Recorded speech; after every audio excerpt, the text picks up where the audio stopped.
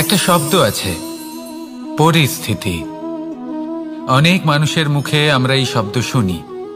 জীবনে যখন অসফল হই, দুঃখ আসে, সংকট আসে, কোনো বিপদ ঘনিয়ে আসে, তখন সমস্ত দোষ আমরা পরিস্থিতির ওপর চাপিয়ে দিই।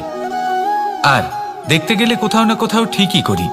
এই পরিস্থিতি প্রত্যেক দিনের মতো পাল্টাতে থাকে, কিন্তু এই দিন, এই রাত, এমন কেউ আছেন যিনি এর ওপরেও নিয়ন্ত্রণ সাধন করেন, আর তিনি হলেন সূর্য। ঠিক সেই রকমই আমাদের জীবনেও সূর্য হলো এই মন। যদি এই মনের উপর আমরা নিয়ন্ত্রণ করতে পারি, তাহলে আমরা জীবনকেও নিয়ন্ত্রণ করতে পারবো। প্রথমে এই মনের রাজা হয়ে উঠতে হবে। তাই মনে রাখবেন, যদি মন দুর্বল হয়, তাহলে পরিস্থিতি আমাদের সমস্যা বলে মনে হবে। এই মন যদি স্থির হয়, পরিস্থিতি প্রতিস্পর্ধা বলে মনে হবে। আর এই মন যদি শক্তিশালী হয়ে ওঠে, তাহলে যে কোনো পরিস্থিতি আপনার কাছে একটা সুযোগ মাত্র।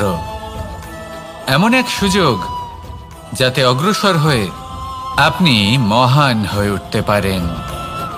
এই মনের শক্তির বৃদ্ধি ঘটান, মহান হয়ে উঠুন, আর আমার সাথে ভালোবেসে বলুন, রাধা রাধা। খুব সুন্দর একটা কাহিনী আছে। একবার এক ব্যক্তি নিজের অসফলতার জন্য ত্রস্ত হয়ে সময় দেবতার তপস্যা করতে বসলেন। উনি তপস্যা করলেন এবং সময় দেবতা প্রসন্ন হলেন। মানুষের রূপ ধারণ করে ওনার সামনে প্রকট হলেন। এবার সেই ব্যক্তি ওনাকে জিজ্ঞেস করলেন যে কি এমন আছে যার জন্য আপনি বারবার জয়ী হন আর আমি চিরকাল পরাজিত হয়ে থাকি?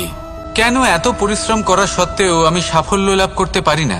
তখন সময় দেবতা উত্তর দিলেন যে দিন হোক বা রাত, ঝড় হোক বা ভূমিকম্প, রোদ হোক বা বৃষ্টি হোক, সময়ের সূত্রপাত হোক বা প্রলয়, আমি থামি না, আমি চলতেই থাকি। আর সেই জন্য যিনি থেমে যান তিনি পরাজিত হন আর আমি জয়ী হই। এটাই আমাদের শিখতে হবে। জীবনে সবসময় চলতে থাকুন, কখনো থামবেন না। হ্যাঁ, কিছুক্ষণের জন্য বিরতি নিতে পারেন, বিশ্রাম করার জন্য, নিজেকে আরো সশক্ত করে তোলার জন্য, কিন্তু থেমে যাবেন না।